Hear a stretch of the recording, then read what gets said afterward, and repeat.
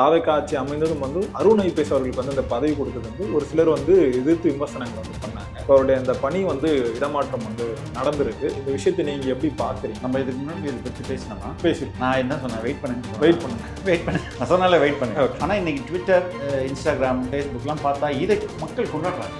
இவர் இங்கே கமிஷனராக இருக்கும்போது அந்த கோபம் அவங்கள்ட்ட அப்படியே இருந்திருக்கு. இன்னைக்கு ரொம்ப மகிழ்ச்சியாக அதை வெளிப்படுத்துறாங்க. ஒரு அதிகாரியோடைய டிரான்ஸ்ஃபருக்கு மக்கள். அதே மாதிரி இந்த உமாநாத் ஐஏஎஸ் அவங்களும் இந்த டிரான்ஸ்ஃபர் நடந்திருக்கு. ஆக்சுவலாக நேற்று தினம் நினைக்கிறேன் சவுக்கு சங்கத்தில் ஒரு பெரிய ஒரு டெண்டர்ல ஒரு முறைகேடு நடந்திருக்கு. கூட இருந்து எல்லாத்தையும் விஜய் சார் எல்லாத்தையும் பார்த்துட்டு இருக்காங்க. பலர் அவர் ஏதோ கண்டுக்கல அப்படின்ற மாதிரி. அவரை புரிந்து கொண்டவர்கள், நன்கு தெரிஞ்சவங்க சொல்ல he is very very meticulous. அவரை நீங்க ஏமாத்துறதோ அவருக்கு எதுவும் தெரியாதுன்னு நினைக்கிறது அப்படி நினைச்சாங்கன்னா, அருண் ஐபிஎஸ் அவர்களுக்கு பதவி கொடுக்கும் போது முதல்ல விஜய் மேல வச்ச விமர்சனம் என்னன்னா, நல்லவனா இருங்க, ரொம்ப நல்லவனா இருக்காதுங்க. ஆக்சுவலா இந்த இடம் மாற்றத்துக்கு இந்த காரணங்கள் சொல்லியிருந்தாங்க. நான் இப்போ முன்னாள் அமைச்சர் மேலாம் எஃப்ஐஆர் அவர் நல்லவராக இருந்திருக்கணும்ல. அது அந்த எஃப்ஐஆர்லாம் போட்டிருந்தாங்க. ஆனா அந்த முன்னாள் அமைச்சர்கள் கைது பண்ண முடியல. எப்படியும் அந்த இன்ஃபர்மேஷன் வெளியே போயிட்டு இருக்கு. இல்லை தோழர், அதுக்குள்ள நம்ம போக வேணாம். சரியா இருக்காது to discuss that. There was an opportunity given. You missed it. கொஞ்சம் கொஞ்சமா அதிமுகல இருக்க ஆட்கள் எல்லாருமே திமுகக்கு ஃபேவரா பேசுறாங்க. இப்போ எப்படி சொல்றோம்னா, நம்ம திமுகவை தொட்டா அதிமுக தான் முன்னாடி களத்துக்கு வராங்க. ரெண்டு கட்சிகளுமே ஒரு ஜனநாயகவாதிகளா இருந்தா whatever it is, நம்ம தோற்றோம். ஒரு ஒற்றை கட்சியா பெரும்பான்மை வச்சிருக்கிறது தாவேக்கா. அவர்கள் 5 ஆண்டுகள் ஆட்சி அமைக்கும். நம்ம வெளியில இருந்து ஆதரவு கொடுப்போம். we will act as ஒரு பவர்ஃபுல்லான ஆப்போசிஷனா நம்ம செயல்படுவோம்னு ஒரு முடிவு எடுத்திருந்தாங்கன்னா என்ன நடந்திருக்கும் தமிழ்நாட்டில்? திமுகவுடைய கூட்டணி கட்சிகள்லாம் திமுகவோட இருந்திருக்கும். அதிமுகவுடைய எல்லா உறுப்பினர்களும் அதிமுகவோட இருந்திருப்பாங்க. கரெக்டா?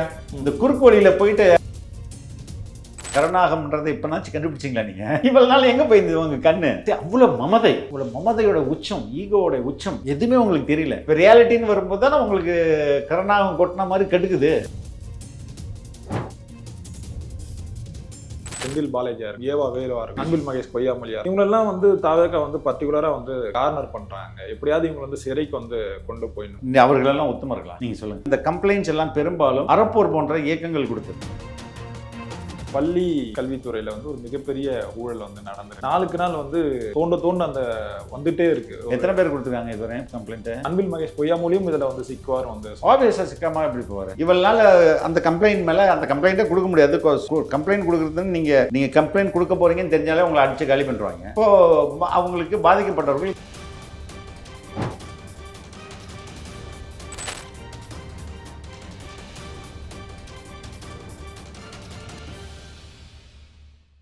Holidays nale adu namma GT Holidays da. GT Holidays, South India's #1 travel brand. You know you are special when you're with GT Holidays. தோழர் வணக்கம். தோழர் வணக்கம். தோழர் எப்படி தோழர் இருக்கீங்க? நல்லா இருக்கேன். சூப்பர் தோழர். ஆக்சுவலா முதல்வர் விஜய் அவர்கள் நான் மக்கள் பணத்தை தொட மாட்டேன், என் கூட இருக்கவங்களையும் தொட விட மாட்டேன், தொட்டவங்களையும் விட மாட்டேன்னு சொல்லியிருந்தாரு. அது ஏதோ ஒரு சின்ன டைலாக் மாதிரி தான் நம்ம எல்லாரும் நினைச்சிட்டு இருந்தோம். ஆனா நாளுக்கு நாள் எல்லா விஷயங்களும் அவர் சொன்னதுக்கு ஏற்ற மாதிரி தான் தொடர்ந்து பண்ணிட்டு இருக்காரு. தாவேக்கா ஆட்சி அமைந்ததும் அருண் ஐபிஎஸ் அவர்களுக்கு அந்த பதவி கொடுத்தது ஒரு சிலர் எதிர்த்து விமர்சனங்கள் பண்ணாங்க. இப்போ அவருடைய அந்த பணி இடமாற்றம் நடந்திருக்கு. பல்வேறு காரணங்கள் சொல்றாங்க. இந்த விஷயத்தை நீங்க எப்படி பாக்குறீங்க? நம்ம இதுக்கு முன்னாடி இதை பத்தி பேசினோமா? பேசியிருக்கோம். நான் என்ன சொன்னேன்? வெயிட் பண்ணுங்க. வெயிட் பண்ணுங்க. நான் சொன்னால வெயிட் பண்ணுங்க. ஓகே. என்னன்னா இன்னைக்கு அது அட்மினிஸ்ட்ரேட்டிவ் காரணங்களுக்காக மாத்திருப்பாங்க. அது உள்ள நான் போக விரும்பல. ஆனா இன்னைக்கு ட்விட்டர், இன்ஸ்டாகிராம், ஃபேஸ்புக்லாம் பார்த்தா இதை மக்கள் கொண்டாடுறாங்க. அதற்கு காரணம் என்னன்னா, இவர் இங்கே கமிஷனராக இருக்கும்போது கொளத்தூருக்கு பிரச்சாரம் பண்ணதுக்கே தாவேக்காவுக்கு அனுமதிக்கல. அந்த கோபம் அவங்கள்ட்ட அப்படியே இருந்திருக்கு. இன்னைக்கு ரொம்ப மகிழ்ச்சியாக அதை வெளிப்படுத்துறாங்க. ஒரு அதிகாரியோடைய டிரான்ஸ்ஃபருக்கு மக்கள் கொண்டாடியது இப்பதான் நான் முதல் முறையாக பார்க்குறேன்னு நினைக்கிறேன். Okay sir. மக்கள் அதை கொண்டாடுறாங்க. அந்த அடிப்படையில் அது ரொம்ப சரியானது அப்படின்றத நம்ம எடுத்துக்கணும். Okay sir. ஆக்சுவலாக அருண் ஐபிஎஸ் அவர்களுக்கு பதவி கொடுக்கும் போதே முதல்ல விஜய் மேலே வச்ச விமர்சனம் என்னன்னா, நல்லவனா இருங்க, ரொம்ப நல்லவனா இருக்காதீங்க. ஆக்சுவலாக நீங்கள் இந்த தேர்தல் பிரச்சாரத்தின் போது நிறைய முட்டுக்கட்டைகள் போட்டது அருண் ஐபிஎஸ் தான். அப்படி இருக்கும்போது நீங்கள் ஆட்சி அமைந்து அவருக்கு பதவி கொடுக்கறது உங்கள் பெருந்தன்மையை காட்டுது. பட் ஆனால் இந்த அளவுக்கு நல்லவங்களா இருக்காதீங்க சொல்லியிருந்தாங்க. ஆக்சுவலாக இந்த இடமாற்றத்துக்கு இந்த காரணங்கள் சொல்லியிருந்தாங்க. ஏன்னா இப்போ முன்னாள் அமைச்சர் மாதிரிலாம் எஃப்ஐஆர் அவர் நல்லவராக இருந்திருக்கணும்ல. புரியுது. அவ்வளோதான் என்னுடைய பதில். ஓகே தொடர். அது அந்த எஃப்ஐஆர்லாம் போட்டிருந்தாங்க. ஆனா அந்த முன்னாள் அமைச்சர்கள் வந்து கைது பண்ண முடியல. எப்படியோ அந்த இன்ஃபர்மேஷன் வந்து வெளியே போயிடுது. இல்லை தோழர், அதுக்குள்ளே நம்ம போக வேணாம். அது எந்த அளவுக்கு அதில் நான் வந்து அதில் அது சரியாக இருக்காது to discuss that. There was an opportunity given, you mist it. அவ்வளோதான், அப்படி தான் எடுத்துக்கணும் நம்ம. ஓகே ஓகே தொடர். இப்போ அதே மாதிரி இந்த உமாநாத் ஐஏஎஸ் வந்து அவங்களும் இந்த டிரான்ஸ்ஃபர் வந்து நடந்திருக்கு. ஆக்சுவலாக நேற்றைய தினம் நினைக்கிறேன் சவுக்கு சங்கர் வந்து ஒரு பெரிய ஒரு டெண்டரில் வந்து ஒரு முறைகேடு வந்து நடந்திருக்கு. ஸோ அப்படின்னு சொல்லியிருந்தாரு. நேற்று தினம் வந்து இந்த பெரம்பூர் இந்த சட்டமன்ற அலுவலகம் திறக்கும் போதும் அவர் வந்து கூட இருந்தார். ஆக்சுவலாக அப்படியே வந்து இந்த டிரான்ஸ்ஃபர் வந்து நடக்குது. கூட இருந்து எல்லாத்தையும் விஜய் சார் வந்து எல்லாத்தையும் பார்த்துட்டு இருக்காங்களா தொடர்? பலர் வந்து அவர் வந்து ஏதோ கண்டுக்கல அப்படின்ற மாதிரி அவரை வந்து புரிந்து கொண்டவர்கள், நன்கு தெரிஞ்சவங்க சொல்கிறது, he is very very meticulous. Okay. அவரை வந்து நீங்கள் வந்து ஏமாத்துறதோ அவருக்கு எதுவும் தெரியாதுன்னு நினைக்கிறது அப்படி நினைச்சாங்கன்னா அவங்களுக்கு தான் ஒன்றும் தெரியலன்னு அர்த்தம். அவர் ஹீ இஸ் வெரி வெல் இன்ஃபார்ம்டுங்க, வெரி வெல் இன்ஃபார்ம்டு.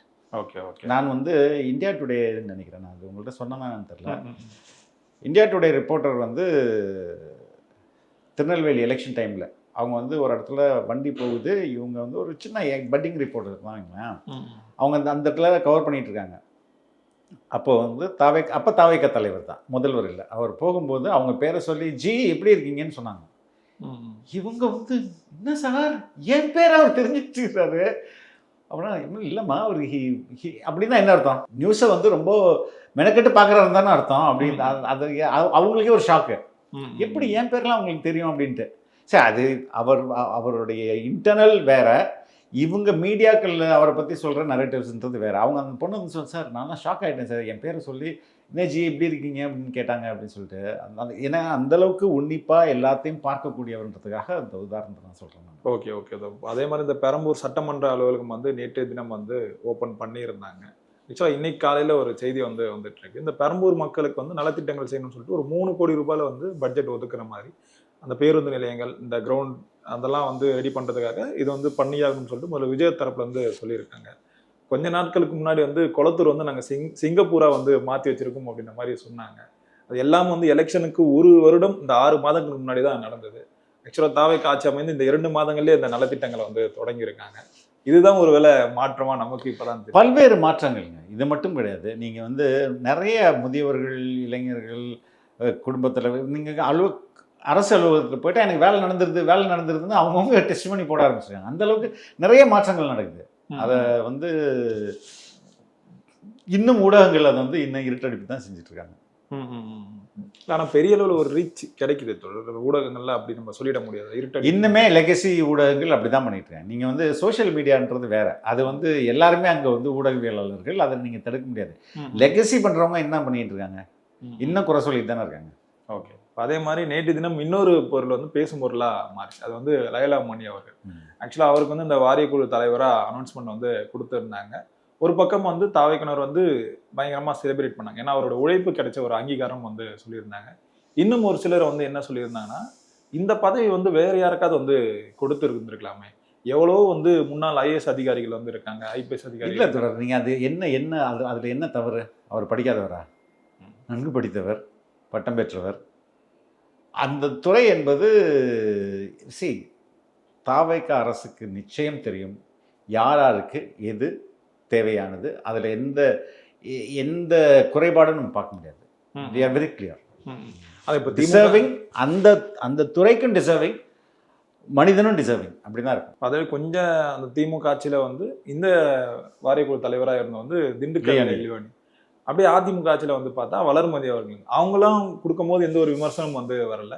ஆனால் லயலமணிக்கு கொடுக்கும்போது மட்டும் அதை வந்து ஒரு மிகப்பெரிய பேசும் பொருளாக மாக்குறாங்க. அது எல்லாருக்கும் விமர்சனம் வரும், எல்லாருமே விமர்சிப்பாங்க.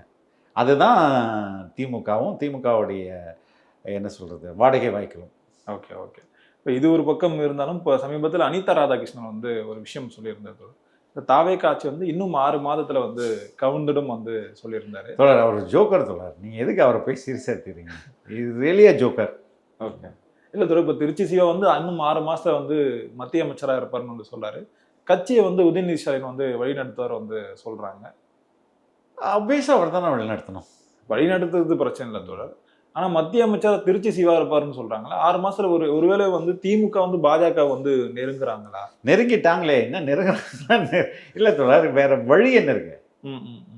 திமுகவிற்கு வேற ஆப்ஷன் என்ன இருக்கு? 70 ஆண்டு பழமையான கட்சி தலைவரையே குளத்தூர்ல கொத்து பரோட்டா போடுறாங்க. அப்புறம் அவங்களுக்கு என்ன வழி இருக்குது? இன்னைக்கு அவங்களுக்கான அந்த செக்குலர் முகம் இருக்குல்ல, மதச்சார்பின்ற முகம் வந்து இந்த தேர்தல் முடிந்த உடனே வெளுத்து போச்சு. அவங்க வந்து கொள்கை, கோட்பாடு, மக்கள் நலன் இதுல எதுலையுமே அக்கறை இல்லை. அவர்களுக்கெல்லாம் தேவை ஒன்னே ஒண்ணுதான், பதவி பணம், பதவி பணம். இதுக்காக என்ன வேணா செய்வாங்க. இந்த கொத்து பரோட்டான்ற வார்த்தை தான் மிகப்பெரிய ஒரு பேசும் பொருளாக மாறுது. மற்ற எதிர்கட்சிகள்லாம் இதை வந்து ரொம்ப வன்மையா வந்து கண்டிக்கிறாங்க. இது தப்பான வார்த்தையா? இல்ல, அது என்னதான் இருந்தாலும் ஒரு முன்னாள் முதல்வர். இதுல என்ன தவறான வார்த்தை இருந்தது? திமுக பேசாத விடப்பா ரொம்ப மோசமா பேசுவாங்க. அவங்க டாப் லீடர்ஸ் எல்லாம் கூட ரொம்ப மோசமா பேசுவாங்க. இதுல என்ன இருந்து கொத்து பரோட்டா போட்டாங்கன்னு அர்த்தம்? இதுல என்ன? இது தப்பான வார்த்தையே கிடையாது. இப்ப ஆர்பி உதயகுமார் வந்து என்ன சொல்றாங்க, இந்த தருதல்லாம் வந்து நம்மள வந்து கொத்து பரோட்டா போட்டாங்கன்னு சொல்றது, அப்படி சொல்றது. நான் வந்து நேரடியா வந்து விஜய் அவர்களுக்கு வந்து ஒரு சவால் வந்து விடுறேன். இப்போ அவங்க கட்சியில இருக்க இந்த சட்டமன்ற உறுப்பினர்கள்லாம் இருக்காங்க, 107 பேர்கிட்ட இருக்காங்க. அவங்களுடைய முகத்தை பார்த்து உங்களை பேர் மட்டும் சொல்லிட்டோம், நான் என்னோட அரசியல் வாழ்க்கையில இருந்து வெளியேறுன்னு வந்து சொல்றாரு. முகம் விஜய் தான், எல்லாரும் விஜய் தான். இப்போ கொஞ்சம் கொஞ்சமா வந்து அதிமுகல இருக்க ஆட்கள் எல்லாருமே வந்து திமுகக்கு வந்து ஃபேவரா பேசுறாங்க. இப்போ எப்படி சொல்றோம்னா, நம்ம திமுகவை தொட்டா அதிமுக தான் வந்து முன்னாடி வந்து களத்துக்கு வராங்க. இந்த அரசியல் எப்படி தோல் நம்ம எடுத்துக்கலாம்? இல்லை தொடர், இப்போ எப்படி நீங்க பார்க்கணும்னா ரொம்ப கிளியர் கட்டா ஓப்பனா பார்த்தீங்கன்னா உங்களுக்கு புரியும். அதிமுகன்ற கட்சி வந்து இல்லை, இட் ஹஸ் கான், உடஞ்சிடல, அது காணாம போயிடுச்சு. அப்ப அங்கங்க இருக்கிற சிறு சிறு இண்டிவிஜுவல் இன்ஃப்ளூயன்சஸ் இருப்பாங்களே, அவர்களுக்கு அடுத்த இடம் எங்க? அவங்க புகலிடம் வந்து திமுகவா தான் இருக்க முடியும், இல்லைன்னா பாஜகவா இருக்க முடியும். அப்ப அவர்களுக்கு இன்னைக்கே துண்டு போடுறது அதுதான் நடக்குது. இப்போதைக்கு அதிமுக என்ன நடக்குதோ அதுதான் நடக்குது. இப்போ ஆர்எஸ் பாரதி வந்து என்ன சொன்னா, நாங்கள் வந்து செத்த பாம்பை வந்து அடிச்சு நின்றுட்டோம் கடந்த எலெக்ஷன்ல வந்து. அந்த டைம்ல வந்து இந்த கருநாகம் வந்து பூந்துருச்சு, அதை விஜய் அவர்களை வந்து சொல்றாரு. இந்த கொத்து பரோட்டா சொல்றதெல்லாம் இதோட வச்சுங்க, இதுக்கு மேல பேசுனீங்கன்னா நாங்க வந்து திரும்ப பதிலடி வந்து கொடுப்போம் வந்து சொல்றாரு.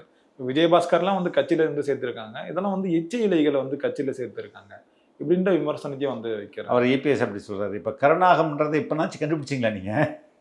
இவ்வளவு நாள் எங்க போயிருந்தது உங்க கண்ணு? சரி, அவ்வளவு மமதை, அவ்வளவு மமதையோட உச்சம், ஈகோவோட உச்சம் எதுவுமே உங்களுக்கு தெரியல. இங்க வந்து ஒரு அசுர பலத்துல தாவேக்கா வளர்ந்து நின்று இவங்களை அடிச்சு காலி பண்ண போதுன்னா அவங்களுக்கு எனக்கு தெரியல. அது யாருடைய தப்பு? அது அவங்களுடைய தப்பு தானே தோழர். நீங்க வந்து உண்மையிலேயே ஒரு சரியாக இந்த சமுதாயத்தை படிக்க தவறிட்டீங்கன்னு தானே அர்த்தம். இந்த சமூகத்தை படிக்க தவறிட்டீங்க, மக்களை படிக்க தவறிட்டீங்க. அது யார் பிரச்சனை? அது உங்க பிரச்சனை இல்லையா? அப்ப நீங்க எதுக்கு டெல்லிக்கு நமக்கு தான் சண்டைன்னு போயிட்டு இருந்தீங்க? நாங்க எத்தனை முறை ஓப்பனா சொன்னாரு, தாவேக்காவிற்கும் திமுகவுக்கும் தான் இங்க 2 பேர் தான் போட்டின்னு சொன்னாரு இல்லையா? அப்ப எல்லாம் நீங்க சிரிச்சுட்டு இருந்தீங்க. இப்ப ரியாலிட்டின்னு வரும்போது தானே உங்களுக்கு கருணாகம் கொட்டின மாதிரி கெடுக்குது. இப்ப கோமால தானே இருக்குது திமுக. இப்போ எடப்பாடி அவர்கள் வந்து இந்த கருணை வந்து விஜய் அவர்களுக்கு வந்து காமிச்சிட்டாரு. ஸோ என்னப்படி நியாயப்படி பார்த்துருந்தா இந்த கரூர் பிரச்சனையை வந்து அவர் வந்து சட்டமன்றத்தில் இந்த முடிச்சு வச்சிருக்கணும். அவர் ரொம்பவே அந்த கருணை பார்த்து இருந்தாரு. நல்ல உள்ளமா? நல்ல உள்ளம்லாம் கிடையாது தோழர். ரொம்ப சிம்பிள், ரொம்ப அடிப்படையா 2 கட்சிகளுமே ஒரு ஜனநாயகவாதிகளா இருந்தா 2 பேருமே உண்மையிலேயே அது அடிப்படையில. இப்போ சிபிஎம் என்ன சொல்லுது? ஏய், கவர்னர் ஆட்சியெல்லாம் கிடையாது, அவனுக்கு புறவாசல் வழியா வராங்க, அதாவது இது ஜனநாயகத்துக்கு எதிரானது, நான் ஆதரவு கொடுக்குறேன், அப்படிதானே வராங்க. இந்த நிலைப்பாட்டை திமுகவும் அதிமுகவும் எடுத்திருந்தாங்கன்னு வைங்களேன், இல்லைங்க வாட் எவர் இட் இஸ், நம்ம தோத்துட்டோம். ஒரு ஒற்றை கட்சியா பெரும்பான்மை வச்சிருக்கிறது தாவேக்கா, அவர்கள் 5 ஆண்டுகள் ஆட்சி அமைக்கிட்டோம். நம்ம வெளியிலேருந்து ஆதரவு கொடுப்போம். நான் வந்து ஃப்ளோர் டெஸ்ட்லாம் கொடுக்க மாட்டேன், ஏன்னா மக்கள் அவங்களுக்கு கொடுத்துருக்காங்க. Let them rule the government, we will act as a ஒரு பவர்ஃபுல்லான அப்போசிஷனாக நம்ம செயல்படுவோம்னு ஒரு முடிவு எடுத்திருந்தாங்கன்னா என்ன நடந்திருக்கும் தமிழ்நாட்டில்? திமுகவுடைய கூட்டணி கட்சிகள்லாம் திமுகவோட இருந்திருக்கும், அதிமுகவுடைய எல்லா உறுப்பினர்களும் அதிமுகவோட இருந்திருப்பாங்க. கரெக்டா? இந்த குறுக்கு வழியில் போயிட்டு ஆட்சியை பிடிக்கணும் வரும்போது தானே அது பிரச்சனை. அப்போ அவங்க வந்து நல்லவர்கள்லாம் கிடையாது, ஜனநாயகவாதிகளும் கிடையாது, ரொம்ப பதவி வெறி பிடிச்சவர்கள். அந்த வெறிக்கு மக்கள் மறுபடியும் தண்டனை கொடுக்குறாங்க. இப்போ அவங்க கட்சிக்காரங்களே தண்டனை கொடுக்குறாங்க, கூட்டணி கட்சிக்காரங்க தண்டனை கொடுத்துட்டாங்க, அவங்க கட்சிக்காரங்க இப்போ தண்டனை கொடுக்குறாங்க. ஓகே, இப்போ திமுக இருக்க அந்த முன்னாள் அமைச்சர்களாக இருக்காங்க, இப்போ செந்தில் பாலாஜியா இருக்கட்டும், ஏவா வேலுவா இருக்கட்டும், அன்பில் மகேஷ் பொய்யாமொழியா இருக்கட்டும், இவங்களெல்லாம் வந்து தாவேக்கா வந்து பர்டிகுலரா வந்து கார்னர் பண்றாங்க, எப்படியாவது இவங்க வந்து சிறைக்கு வந்து கொண்டு போயிடணும், அந்த ஒரு எண்ணத்துல தான் அவங்க மேல வந்து தொடர்ந்து இந்த வழக்குகள் வந்து பாயுது, இந்த ரைடுகள்லாம் வந்து நடக்குதுன்னு வந்து சொல்றாங்க. தொடர் அவர்களெல்லாம் உத்தமர்களா? இல்லை. அப்போ அவர்கள் அடித்த கொள்ளை என்பது யாருடைய காசு? மக்களுடைய காசு தானே. அதை எப்படி அனுமதிக்க முடியும்? ரெண்டாவது, இந்த கம்ப்ளைண்ட்ஸ் எல்லாம் பெரும்பாலும் அறப்போர் போன்ற இயக்கங்கள் கொடுத்தது, புரியுதுங்களா? அதில் போயிட்டு இதில் நீ தப்பு பண்ணியா இல்லையா? எதுக்கு ஓடி ஒளியிற? அதுக்கப்புறம் ஏன் இப்போ இங்கே இந்தியாவில் வந்து இல்லை நம்ம சென்னையிலையோ இல்லை அரசு ஓமந்தூர்லேயோ மருத்துவர்களாம் இல்லையா? சிங்கப்பூரில் போனால் தான் வந்து டெஸ்ட் பண்ண முடியுமா? இல்லை, ஒரு 2016 ரைட்டுங்க. இங்கே அப்போ உங்கள் ஸ்டேட்டில் நீங்கள் நம்பல, அப்படித்தானே அர்த்தம்? இல்லை, ஓடி ஒளியிற ஆள் வந்து ஏவாவேல் இல்லைன்னு சொல்லி அப்புறம் எதுக்கு ஓடினாரு? இங்கே போய் தொடர், நீங்கள் ரொம்ப சிம்பிள் ட்ரீட்மெண்ட் தானே, இங்கே பண்ணிக்கலாம். ஒரு நீங்கள் ஒரு இங்கே வந்து அங்கே வந்து ஒரு கிட்னி மாற்று அறுவை சிகிச்சை பண்ணுறோம் அப்படின்னாலும் இங்கே வந்து நம்ம ஹியூமன் டிரான்ஸ்பிளான்டேஷன் ஆக்ட் ரொம்ப சிக்கலாக இருக்குது, அதனால நான் அங்கே போகிறேன் அப்படின்னு கூட போக சொல்லலாம். நீ செக்கப் தானே போகிறீங்க, அந்த செக்கப் ஓமந்தூரில் இல்லையா? அலர்ஜி ஊசி இங்கே போட்டு பரிசோதனை பண்ண முடியாதா 3 நாள் உட்கார வச்சு? கேட்கணும் தொடர். புரியுது. இதே டெஸ்ட் தானே அங்கேயும் பண்ண போகிறாங்க சிங்கப்பூரில். அப்போ ஒரு முன்னாள் அமைச்சர், நீங்கள் தான் வந்து 5 ஆண்டுகள் உருவாக்குனீங்க, உங்கள்கிட்ட தான் வந்து பயங்கரமான மருத்துவமனைகள்லாம் பயங்கரமாக சிறந்து விளங்குச்சுன்னு நீங்கள் சொல்கிறீங்க. அவருக்கே சொந்தமாக ஹாஸ்பிட்டல் இருக்குது, மெடிக்கல் காலேஜ் ஹாஸ்பிட்டல் இருக்குன்னு நினைக்கிறேன். அதற்கு போய் அட்மிட் பண்ணியிருக்கலாமே, எதுக்கு விடுறாங்க? இதெல்லாம் ஏற்றுக்கொள்ள முடியாத வாதம். அவர் மட்டும் இல்லை, பல அமைச்சர்கள் தவறு பண்ணியிருக்காங்க, மக்கள் காசை திருடியிருக்காங்க, அதுக்கு தண்டனை அனுபவிச்சு தானே ஆகணும். இப்போ அதை ஏவாவேல் வந்து தாவேக்கா கிட்ட வந்து ஒரு டீலிங் ஒன்று பேசியிருக்காரு, ஒரு 1000 கோடி வரைக்கும் என் மேலே எந்த ஒரு வழக்கமும் வந்து போடாதீங்க. யார் சொன்னது இது? இந்த மாதிரி ஒரு செய்தி வந்து அது செய்தி வந்துட்டே இருந்ததில்ல. இது வந்து தாவேக்கா தரப்புல வந்து வேண்டான்னு சொல்லி நிராகரிச்சிட்டாங்க. ஸோ இதனால ஒரு பயத்தில் வந்து ஏவாவேல் இருக்காரு அப்படின்னு. இல்லை சொல்கிறார், அது எதுக்கு அதை 1000 கோடி கொடுத்தாதான் சொல்லுவாங்களாம் அப்படின்னு. எதுக்கு இதெல்லாம்? அப்படிலாம் ஒன்றும் கிடையாது. நேர்மறையாக இந்த அரசு செயல்படுத்துது, ரொம்ப ஸ்ட்ரைட் ஃபார்வர்டாக நடந்துக்குது, அதனால் எல்லாமே ஸ்ட்ரைட் ஃபார்வர்டாக நடக்கும். அதே மாதிரி இந்த பள்ளி கல்வித்துறையில் வந்து ஒரு மிகப்பெரிய ஊழல் வந்து நடந்திருக்கு. நாளுக்கு நாள் வந்து தோண்ட அந்த வந்துட்டே இருக்கு. எத்தனை பேர் கொடுத்துருக்காங்க இதுவரை கம்ப்ளைண்ட்டு? 59 சம்திங் இருக்கு தொடர். இந்த அரசுகுமார், முத்துக்குமார் இவங்களெல்லாம் வந்து நெருங்கிட்டாங்க. 100 கோடிக்கு மேலே வந்து இந்த கமிஷன் வந்து வாங்கியிருக்காங்க. அன்பில் மகேஷ் பொய்யாமொழியும் இதில் வந்து சிக்குவார் வந்து. ஆப்வியஸாக சிக்காமல் எப்படி போவார்? அவர் இதில் பங்கு பெற்றிருந்தாருன்னா, அதில் அவர் காசு வாங்கியிருந்தாருன்னா கண்டிப்பாக அதில் வந்து நடக்க தான் செய்யும். ஆனால் அது வந்து இது ஒரு பழிவாங்கும் நோக்கத்துக்காக எப்படி வந்து வாக்குமூலம் வந்து இவங்களே வந்து அப்படி கொடுத்துருக்காங்க. யார் வாக்குமூலம் கொடுத்துருக்காங்க? அந்த அரசுகுமார், முத்துக்குமார். இப்போ இந்த 27 பள்ளி உரிமையாளர்கள்ல அவங்க போய் என்ன பண்ணியிருக்காங்க? அவங்க தானே கம்ப்ளைண்ட் கொடுத்துருக்காங்க. காசு வாங்கிட்டு கம்ப்ளைண்ட் கொடுக்குறாங்க, காசு கொடுத்ததுனால தான் கம்ப்ளைண்ட் கொடுக்குறாங்க. இவளால் அந்த கம்ப்ளைண்ட் மேலே அந்த கம்ப்ளைண்ட்டே கொடுக்க முடியாது. கம்ப்ளைண்ட் கொடுக்குறதுன்னு நீங்கள் கம்ப்ளைண்ட் கொடுக்க போகிறீங்கன்னு தெரிஞ்சாலே உங்களை அடித்து காலி பண்ணுறாங்க.